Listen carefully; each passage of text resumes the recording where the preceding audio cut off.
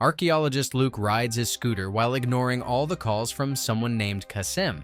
Soon, a group of cars surrounds him, and Kasem demands that he return the tube with the painting he stole from his boss. One of Kasem's men is armed, so Luke says he will stop. Instead, he brakes, lets the cars pass, and then takes a different road. A chase begins. Luke moves fast enough to make his pursuers crash into other cars, then darts into a market where vehicles can't follow. Only one motorcycle rider remains on his trail. When Luke enters an apartment building so narrow that the rider also crashes, he runs down the stairs two at a time. He emerges only to be blocked by Kasem's car, which knocks him off his scooter. Locals immediately surround the car, giving Luke time to crawl away, but Kasem scatters the crowd by firing into the air, then sends his henchmen after Luke on foot.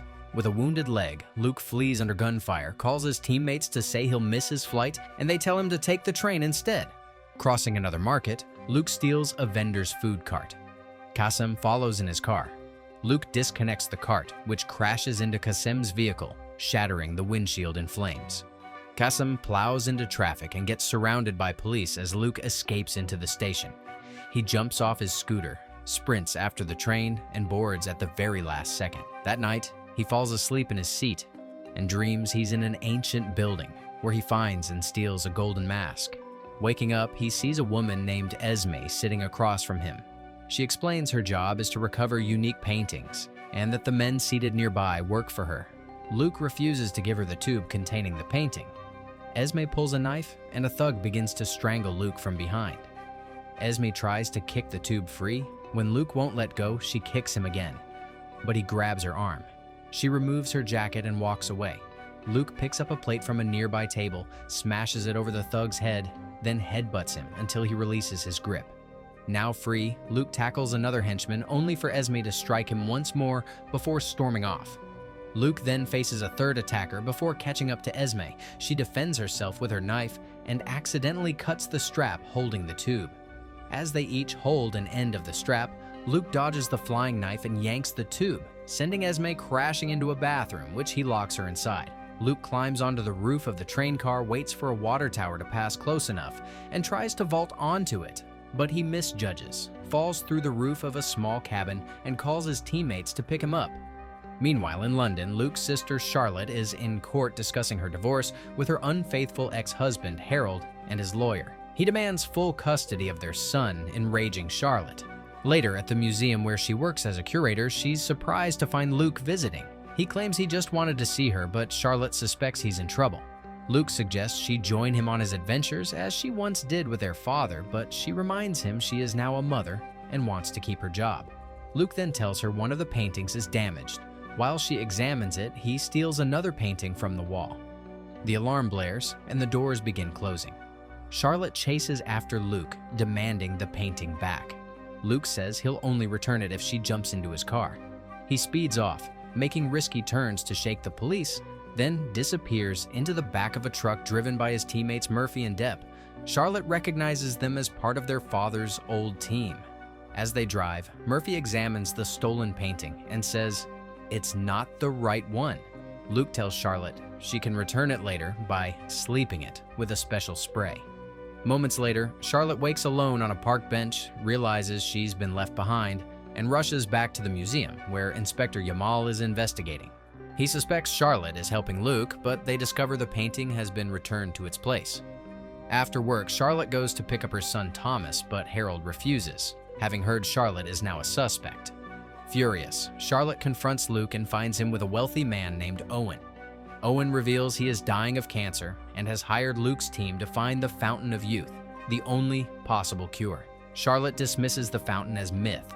Luke insists every myth contains truth, citing that 6 artists in 1600 made a pact to hide clues in 6 paintings, marked in Latin 6 and 1. Though the team has not yet deciphered the additional letters, Charlotte realizes they stole the wrong Rembrandt and agrees to help only if Owen's lawyers will protect her custody case. She directs them to research the Vanderbilt family. Sometime later, the team is on a ship in Ireland searching a sunken cruise liner where the missing painting was last seen. They use drones to cut out the first-class cabin and attach flotation tanks to raise it. When it surfaces, the Vanderbilt twins enter with Charlotte's guidance, but a helicopter drops Esme and her armed men onto the wreck. Inside, Charlotte finds liquor and drinks, while Luke uses a torch to open a locker labeled Vanderville and retrieves the painting. The twins celebrate, but Charlotte slaps Luke when he tries to steal jewelry, reminding him they're not Tomb Raiders. The flotation tanks fail.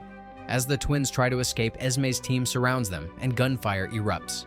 Bullets ricochet off the metal walls and even strike the helicopter, which retreats, leaving the cruise liner to sink. Charlotte knocks Esme overboard, and with Luke's leg caught in a net underwater, Charlotte dives in, frees him, and they swim to safety, where their teammates rescue them by boat. Back in London, Harold insists Charlotte stay with Thomas, as he's moving to Japan for a new job. Charlotte realizes Owen orchestrated this so she could keep her son. She rejoins the team to re-examine the stolen painting. Using it, they spell wicked. Combined with 6 and 1, they deduce it refers to the 1631 Wicked Bible, famous for its misprint of "Thou shalt commit adultery." Almost all copies were destroyed except one. Before they can act, Inspector Yamal bursts in to arrest the twins, but Qasem and his men storm the room, guns drawn. Luke offers Qasem all the paintings and himself in exchange for his team's freedom. Qasem agrees. As they leave, Luke distracts Qasem by playing music, ducks under a table, and allows the police to overwhelm the criminals. A firefight ensues. Luke slips away to his waiting boat, leaving Qasem's gang to face arrest. Later, Luke stands alone in a desert holding a vial of glowing liquid. He takes a sip. Charlotte and Thomas begin to age rapidly. A voice warns, "Do not drink." Luke drops the vial, and it shatters. He wakes on an airplane with the team flying to Austria, where the final Bible resides, and Thomas has joined the quest. At the Austrian National Library, Luke, Charlotte, and Dieppe are admitted thanks to Owen's large donation. Owen and Thomas dine nearby. In a secret room, the librarian shows them a second obscene erratum in the Bible. Outside, Murphy spots Esme arriving with her men. Luke confronts Esme. They fight amid shelves and furniture. Esme grabs a rope to strangle him, but Luke pushes her and she dangles from a ceiling lamp. Meanwhile, Murphy reports all exits are blocked. The team resorts to Plan B. They sedate the librarian, steal the Bible, and Deb plants a small explosive to open a path to the sewers. Esme's men try to kidnap Owen, but he easily defeats them while protecting Thomas. That night at their hotel, the team studies the Bible, but can't decode its digits 1 through 7 inscribed in gold. Charlotte, fearing for Thomas, leaves.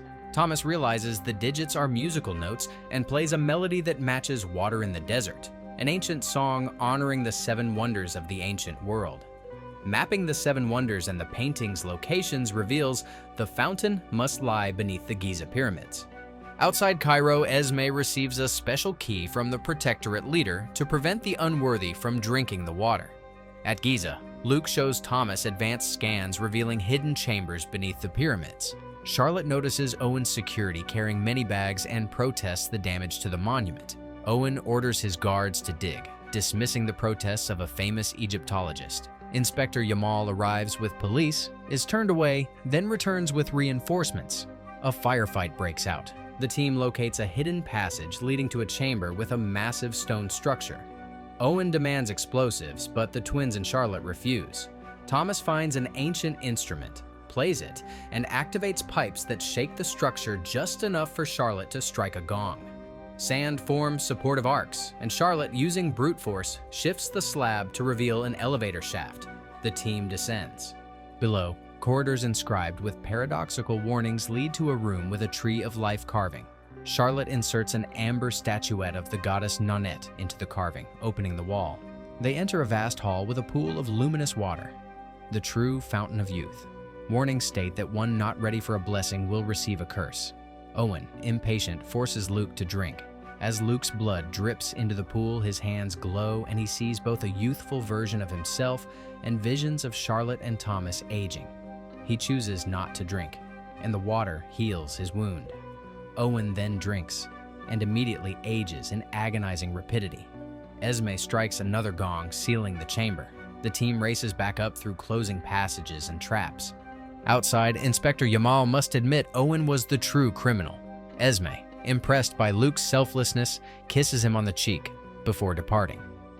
Luke, Charlotte, the twins, and Thomas emerge into the light, free and safe. The brothers vow to seek a new adventure, and Thomas says he already has an idea. If you want interesting movie recaps, like, share, and subscribe to follow us for more movie recaps.